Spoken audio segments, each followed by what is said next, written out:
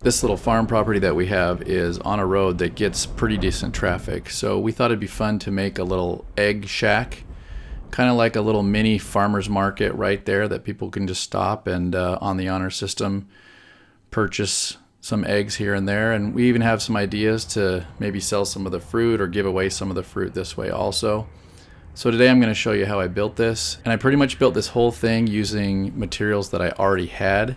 Purchased very little to make it, and so it cost me nearly nothing. I drew this up really quick in SketchUp just so that I could get a rough feel of all the dimensions. I'm sure that I'll change this a little bit as I go. But basically I want this to be 36 inches by 36 inches. And then these are just a little bit longer. It's going to extend maybe 6 inches out off the front and then just 3 inches on the sides and the back over the roof wheel.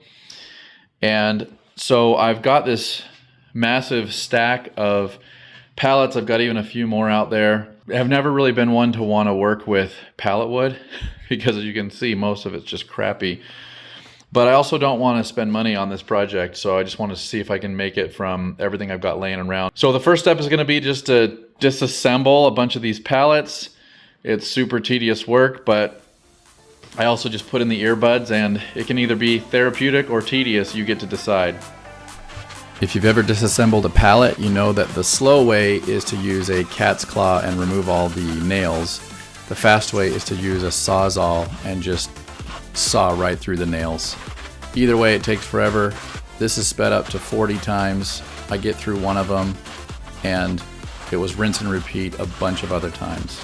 I decided that what I would do is frame this up with 2x4s, and then I would kind of wrap it, sheath it with this OSB. And so here I'm just cutting the angled pitch for the roof line.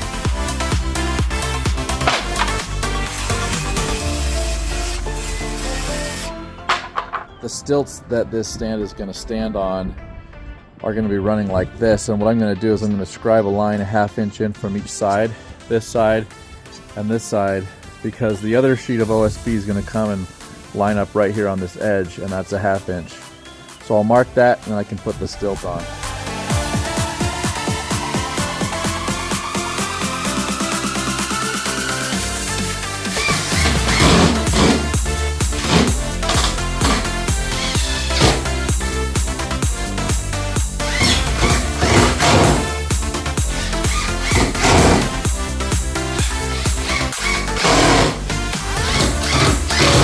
So now I need to cut this 2x4. I'm going to rip it right down the middle so that I get two pieces that are of equal width. And the way you do that is that because this is 3.5 inches wide, you would think you'd set that at 1 3/4. But because of the width of the saw blade, what would happen is this would be 1 3/4, and that would be a little bit too little, because it would have the width of the saw blade. So what you do is you set it at 1 3/4 minus 1/16, and that will put it right down the middle.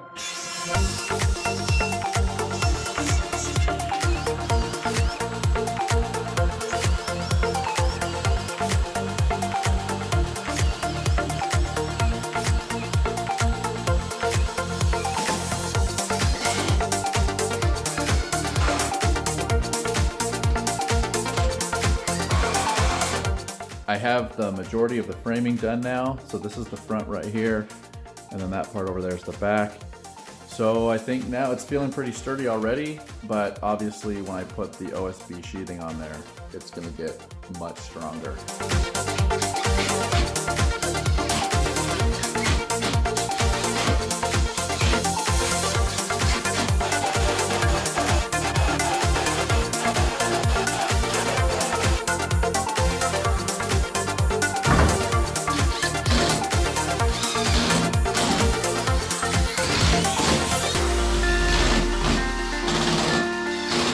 All right, to find this angle, if I put that carpenter's square right on the pivot point on the tip of that roof line, and then I bring that straight down, which I've drawn a line that I know is perfectly straight down, it's giving me about 33 degrees.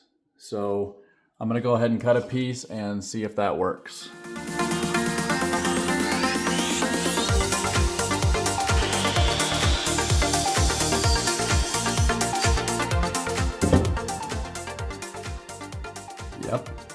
the angle. We'll go ahead and get the rest of them cut. All right, so I used that same method to figure out what this angle is. Cut that off of that end.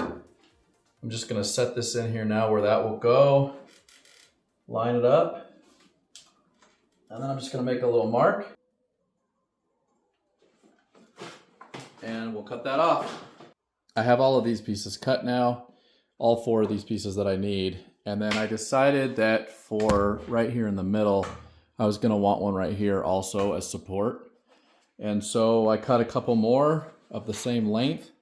And then since that one won't be up against the OSB, I created this little cross piece here. And that angle is the same as that angle, so it was really easy cut.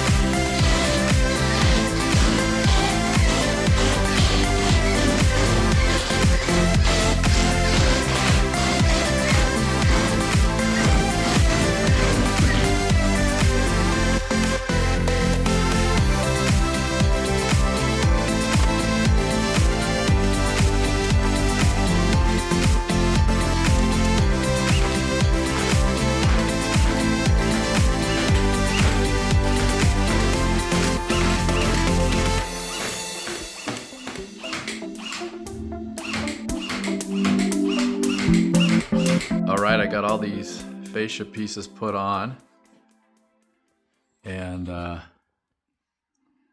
under here is all done. It's looking really cool.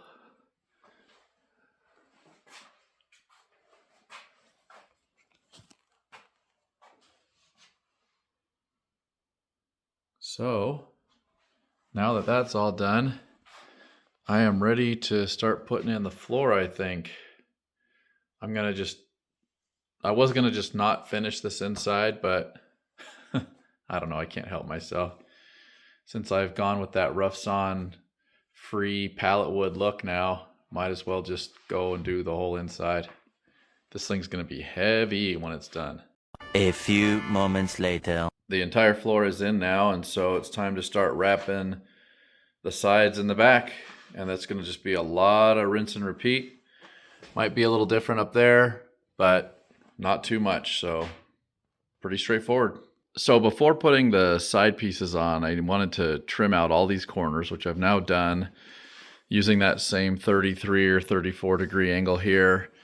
And then I'm trimming out this door. I've just got these pieces cut. I need to install them, but right here it was so thin, I didn't think it would look good with like the little teeny pieces of siding. And so I just took some more of this material, put a header on the door, and then trimmed each side with a piece that's about 1 inch wide. So I think it looks pretty good. I'll get these trim pieces for the door installed and then can start putting on some of the siding. All right, this thing is pretty much done. I've got all the siding on there, front, back, and sides. Just need to put the roofing material on after I paint it. I got these 2 little doors built, just used pallet wood and staple them together basically. So next step is going to be to paint, but before I can do that, I got to clean up this shop. I'm just going to do a quick little pan around. Look at the mess that this has created, this project. All these little cut-off pieces, and then that huge pile of just junk that came off the pallets. So I'm gonna cut that all up so I can burn it, and then the workbench just is an explosion of rigid tools and other tools. So it's time to start cleaning up.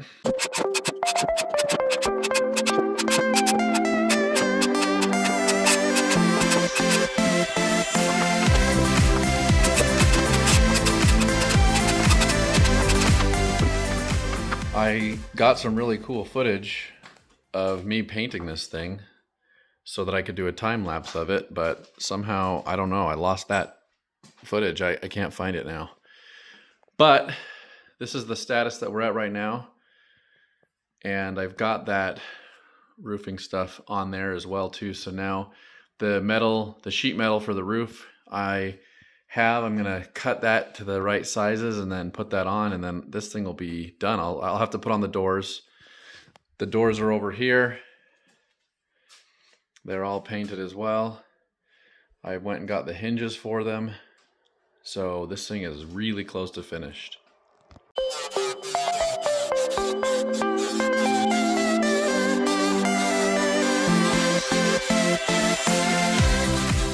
I don't have a ridge cap, so what I'm going to do is I'm going to use this as the high point. I'm going to cut this to the length that I'm going to put up on that roof using those two pieces on each side. So first I'm going to put those up there, then I'll cut this to length. Then what I'll do is I'll cut maybe 6 inches on either side of this peak so I can just sort of bend it down onto the roof, and that'll be my ridge cap.